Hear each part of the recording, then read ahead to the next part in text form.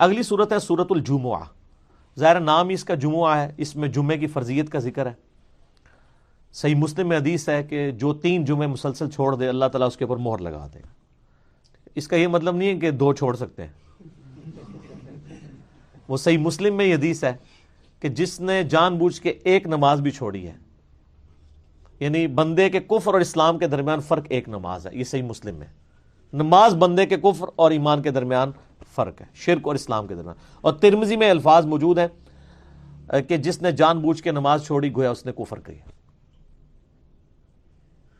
تو یعنی لیکن یہ جمعے کو چھوڑ دینا تو ایک اس لیول کا جرم ہے کہ وہ اللہ تعالیٰ کی طرف سے اس پہ مہر لگا دی جاتی ہے. باقی کتاب الجمعہ چیپٹر آپ پڑھ لیں مشکات کے اندر، جمعے کے سارے احکامات آپ کو اس میں مل جائیں گے. آج اس کا مقصد اس کے فقہی مسائل بیان کرنا نہیں ہے، یعنی عقیدے، قرآن چونکہ عقیدے کی بک ہے تو اس میں عقائد کے حوالے سے ڈسکشن ہو رہی ہے. یسبح للہ ما فی السماوات وما فی الارض، اللہ کی تسبیح بیان کرتی ہے ہر وہ چیز جو آسمانوں میں ہے اور جو چیز زمین میں ہے. الملک القدوس العزیز الحکیم، وہ بادشاہ جو نہایت مقدس ہے، زبردست ہے، حکمت والا ہے. هو الذی بعث فی الامیین رسولا، وہی اللہ ہے جس نے ان پڑھوں میں، امیین میں ایک رسول کو بھیجا. امی جو بالکل لکھنا پڑھنا بھی نہیں جانتے تھے.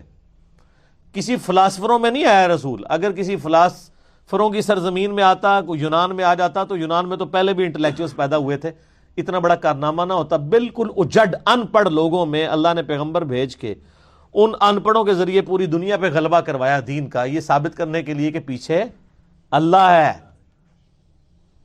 اللہ کے یعنی معجزہ قدرت کا کرشمہ اسی صورت میں ظاہر ہو سکتا تھا. یتلو علیہم آیاتہ، جو ان پر آیات تلاوت کرتا ہے، ویزکیہم، اور ان کا تزکیہ کرتا ہے، ویعلمہم الکتاب والحکمہ، اور انہیں کتاب و حکمت کی تعلیم دیتا ہے. وَإِن كَانُوا مِن قَبْلُ لَفِي ضَلَالٍ مُبِينٍ، اور قرآن کے نزول سے پہلے یہ لوگ کھلی گمراہی میں تھے. یعنی صحابہ کرام بھی قرآن سے پہلے گمراہی میں تھے، قرآن نے ان کو گمراہی سے ہدایت کی طرف لانے کا ذریعہ بنا. اور ہم قرآن آنے کے بعد بھی گمراہی میں، کوئی قرآن پڑھتے نہیں ہیں. اور قرآن اللہ تعالیٰ فرما رہے ہیں ان کی زبان میں ان پہ آیات تلاوت کرتا ہے وقت کا پیغمبر، اور اس سے ان کا تزکیہ ہوتا ہے. اس سے یہ بھی بات پتہ چلی کہ کوئی کسی کو پی ایچ ڈی کی ڈگری حاصل کرنے کی ضرورت نہیں ہے تزکیہ نفس کے لیے. قرآن اگر اس کو سمجھ آ رہا ہے تذکیر کے پوائنٹ آف ویو سے، تو ظاہر ہے کہ جتنے صحابہ کرام تھے چند ایک لکھنا پڑھنا جانتے تھے، بہت تھوڑے، زیادہ تر تو نہ لکھ سکتے تھے نہ پڑھ سکتے تھے. صرف قرآن سن کے، یہ حافظ بھی تھے نا جو یہ نہ سمجھے کہ ان کے پاس مصحف تھے، نبی علیہ السلام کی تلاوت سن کے پیچھے کھڑے ہو کے زبانی یاد کیا تھا. بخاری مسلم میں آتا ہے، عبداللہ ابن مسعود کہتے ہیں میں نے قرآن کی 80 صورتیں نبی علیہ السلام کے پیچھے سن کے یاد کی ہیں. سر 80 صورتیں ہیں. اسی لیے بخاری مسلم میں آتا ہے 4 بندوں سے قرآن سیکھو، ان میں سے ایک حضرت عبداللہ ابن مسعود ہیں رضی اللہ تعالیٰ عنہ علیہ السلام. وہ سن کے یاد کرتے تھے، اور اب کا حافظہ کمال کا تھا، کمال کا حافظہ تھا ان کا. تو اللہ فرماتا ہے کہ اولین مخاطب، اولین جو مدعو ہیں ہمارے نبی علیہ السلام کے، وہ ہیں مشرکین عرب جو امی ہیں. ام القرآن قرآن پاک میں سورہ شورى میں مکے کے لیے بھی، یعنی تمام بستیوں کی ماں.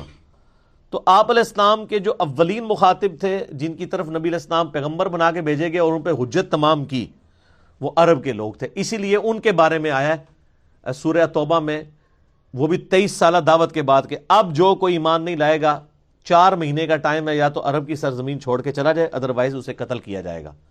کیونکہ رسولوں کا انکار کرنے پر اللہ کی طرف سے عذاب تو آتا تھا.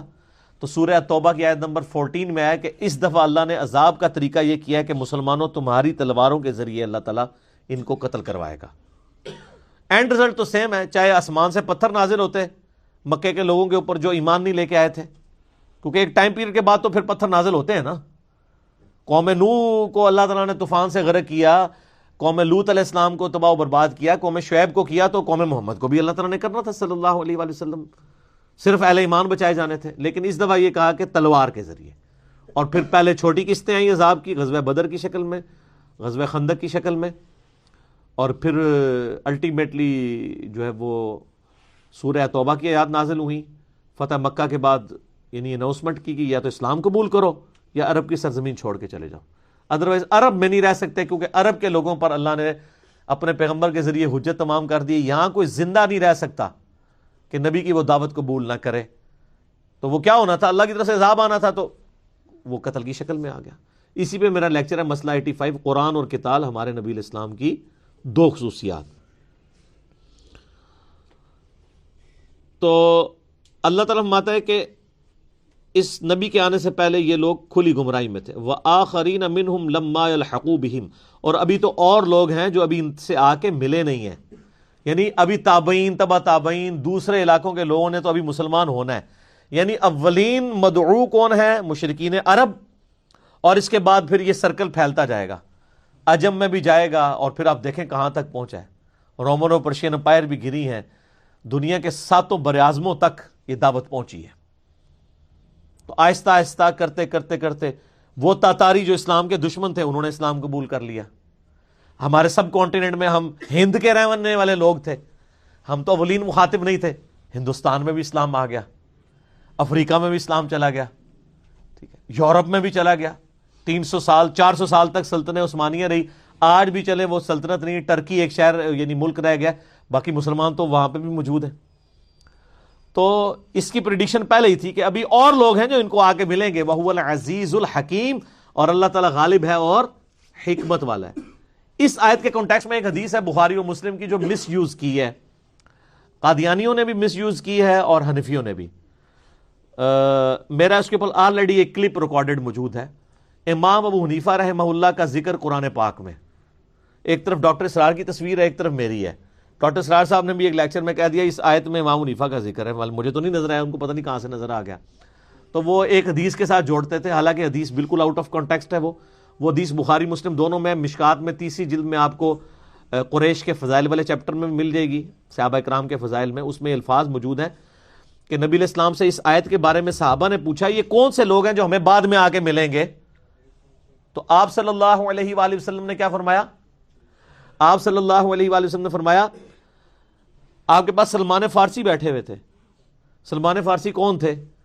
جو پہلے آتش پرست تھے، پھر یہودی ہوئے، پھر عیسائی ہوئے، پھر مسلمان ہو گئے. اتنے انہوں نے مذاہب بدلے. اس سے یہ بھی بات پتہ چلی کہ مذاہب بدلنا صحابہ کی سنت ہے. ایسا ہم لوگ کہتے ہیں تسی بریلوی سو پہلے، پھر دیوبندی ہوئے، پہلے حدیث ہوئے، ان کافر ہو جاؤ گے. نہیں سر، ان بھی مسلمان ہی ہیں. جس طرح سلمان فارسی پہلے آتش پرست، پھر یہودی ہوئے، پھر وہ عیسائی ہوئے، پھر مسلمان ہو گئے. تو ایسے ہی مسلمان ہو گیا اللہ دے فضل. تو جب بھی کوئی حق بات پتہ چلے وہ ایکسیپٹ کرنی. تو نبی علیہ السلام نے حضرت سلمان فارسی کے کندھے پہ ہاتھ رکھا اور آپ نے فرمایا کہ دین اگر ثریا ستارے کی چوٹی پہ بھی ہوتا نا تو فارس کے لوگ وہاں سے بھی حاصل کر لیتے. یعنی یہ دیکھو، یہ فارسی ہے، ایران سے چلا ہے، یہاں پہ پہنچ ہی گیا نا، پوچھتا پوچھاتا اسلام اس نے قبول کر لیا ہے. تو فارس کے لوگوں کی نبی علیہ السلام نے تعریف کی، اور ظاہر ہے کہ وہ منطق کے اور فلسفے کے بھی اور ہر فیلڈ کے وہ امام تھے. ایران جو پرشین امپائر تھی، یعنی یہ گڑھ رہا ہے آپ سمجھیں علم کا. پھر جب مسلمان بھی آپ دیکھیں، مسلمانوں میں بھی عربی کے بعد سب سے زیادہ نالج آپ کو فارسی زبان میں ملے گا. ہمارے سب کانٹیننٹ کی بھی زبان جو ہے پاکستان بننے سے پہلے فارسی تھی. تو فارس کا انفلوئنس یعنی پوری دنیا کے اوپر رہا ہے مسلمانوں کا. اسلام سے پہلے بھی یہاں پہ بڑے انٹلیکچوئلز پیدا ہوئے اور بعد میں بھی. تو وہ کہتے ہیں یہ جو اس میں ہے نا کہ فارس کے لوگ یعنی حاصل کر لیتے. تو ظاہر ہے اس میں تو اولین مخاطب تو حضرت ہے سلمان فارسی کو نبی علیہ السلام نے کیا تھا. اب قادیانی کہتے ہیں نہیں جی اس میں غلامت قادیانی شامل ہے، کیونکہ وہ بھی پیچھے سے ایران سے ان کی لڑی ملتی ہے جا کے. وہ تو سر جدی جدی لڑی مل رہی ہے اور سارے قید نظی شامل ہیں. وہ تو تب آپ ملاتے جب ان کے نام آتے. اس طریقے سے حنفی کہتے ہیں کہ امام حنیفہ بھی پیچھے سے ایران کے تھے، تو اس لیے ان کے اوپر ہے. یار اس طرح تو پھر پورے کا پورا ایران ہو جائے گا. ان کو آپ ماننے کے لیے تیار ہی نہیں ہے. جب سے سعودیہ ایران ٹسل شروع ہوئی ہے تو کہانی پڑھی جاتی ہے نا، پڑھی گئی ہے، فوراً ہی پڑھی گئی ہے کہانی سی. جبکہ میں نے اس کلپ میں بھی بتایا کہ امام حنیفہ رحمہ اللہ ایران کے رہنے والے ہی نہیں تھے، وہ تو افغانستان کے رہنے والے تھے. ان کے آباء و اجداد یہاں سے ہجرت کر کے وہاں گئے تھے. اور اگر آپ نے اولین مخاطب حضرت سلمان فارسی کے بعد متاخرین میں سے کسی کو لینا تو ان لوگوں کو لیں جو لوگ واقعی ایران کے رہنے والے، وہاں پہ پیدا ہوئے، ان کی کنٹریبیوشن ہے. تو میں نے اس میں ٹاپ آف دا لسٹ بتایا امام مسلم. آج بھی نیشاپور شہر ہے جہاں کے امام مسلم بن حجاج القشیری رہنے والے تھے. قشیریہ ان کا قبیلہ تھا, اور نیشاپور اسے آج آپ یوٹیوب پہ جا کے یا گوگل میں لکھیں نیشاپور. امام حاکم جنہوں نے مستدل الحاکم لکھی ہے وہ بھی نیشاپور کے تھے. اتنے بڑے بڑے محدثین جن کی علمی کنٹریبیوشن ہمارے سامنے ریٹن فارم میں موجود ہے, ان کا نام کوئی نہیں لیتا, اپنے اپنے بزرگوں کے نام لیتے ہیں. وہ قادیانی اپنے بزرگوں کے نام لیتے ہیں, حنفی اپنے بزرگوں کے نام لیتے ہیں. تو اس میں جرنل ذکر ہے, نام نہیں آیا, تو وہ کہتے ہیں جی قرآن میں امام حنیفہ کا نام آ گیا. تو اس طرح تو جناب قرآن پاک میں تو پھر ہمارا نام بھی آیا, کیونکہ اس میں الفاظ ہیں وَآخَرِينَ مِنْهُمْ لَمَّا يَلْحَقُوا بِهِمْ, ابھی جو بعد میں لوگ ہیں جو بھی ان کو نہیں ملے ہیں, تو بعد میں تو ہم بھی آئے ہیں. اس میں یہ تو نہیں ہے کہ صرف ایران کے لوگ ہیں, پوری دنیا کے مسلمان ہیں. کیا رومن امپائر کے لوگ نہیں تھے؟ صہیب رومی کون تھے؟ روم کے رہنے والے تھے نا, تو وہ بھی مسلمان ہیں, صحابی ہیں. ذَلِكَ فَضْلُ اللَّهِ يُؤْتِيهِ مَن يَشَاءُ, یہ اللہ کا فضل ہے جسے اللہ تعالیٰ چاہے عطا فرمائے. دونوں معنی ہو سکتے ہیں, اللہ جسے چاہے عطا فرمائے, اور یؤتی من یشاء, اللہ تعالیٰ اسے فضل دے جو چاہتا ہے کہ وہ اسلام کے دامن میں آئے. یہ من کی ضمیر دونوں طرف جا سکتی ہے. واللہ ذو الفضل العظیم, اللہ تعالیٰ فضل عظیم کا مالک ہے. مثل الذین حملوا التوراۃ ثم لم يحملوها, مثال ان لوگوں کی جن کو حامل تورات بنایا گیا, یعنی یہودی علماء, ان کی مثال ہے پھر وہ اس کا بار نہیں اٹھا سکے. ان کی مثال کیا ہے؟ کمثل الحمار یحمل اسفارا, اس گدھے کی مانند جس کے اوپر کتابیں لاد دی جائیں. بئس مثل القوم الذین کذبوا بآیات اللہ, کتنی بری مثال ہے ان لوگوں کی جو اللہ کی آیات کو جھٹلائیں. واللہ لا یہدی القوم الظالمین, اللہ تعالیٰ ظالموں کو ہدایت نہیں دیتا. یعنی جو بندہ ہدایت پہ نہیں آنا چاہتا, اللہ تبارک و تعالیٰ اسے ہدایت نہیں دے گا.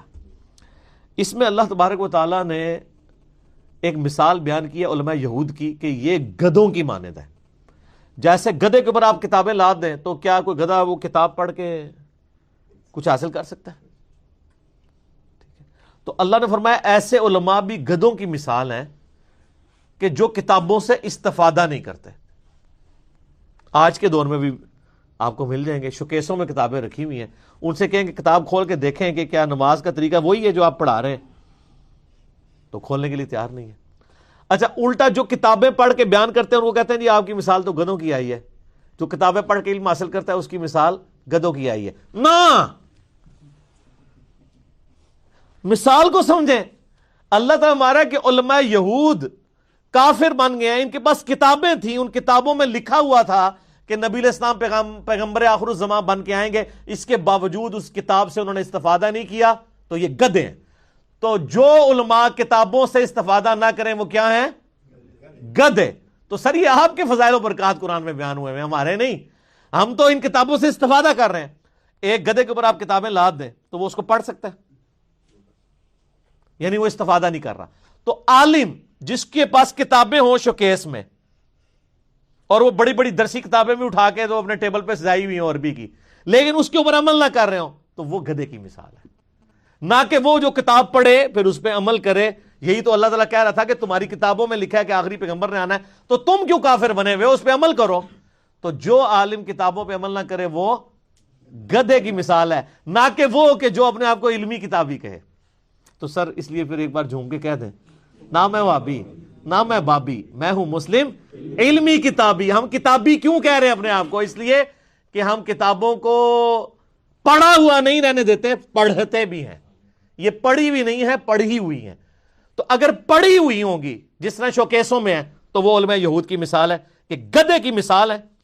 تو یہ اب آپ کو پہلے پتا چلا کہ علماء کے کتنے فضائل ہیں قرآن میں. کتے کا بھی لفظ استعمال کیا ان کے لیے سورہ الاعراف کی آیت نمبر 175 میں, کہ جو دنیا کماتے ہیں نا علماء دین بیچ کے, ان کی مثال کتے کی سی ہے جس کی زبان ہر وقت ہانپتی رہتی ہے. تو کتے کی مثال بھی علماء کے لیے آئی, اور یہاں پہ گدھے کی مثال بھی آ گئی. تو آپ کے جو ڈونکی راجا ہیں نا, وہ ہیں جو آپ کے زیادہ تر خطیب حضرات ہیں, یہ ڈونکی راجا ہیں. ٹھیک ہو گیا جی.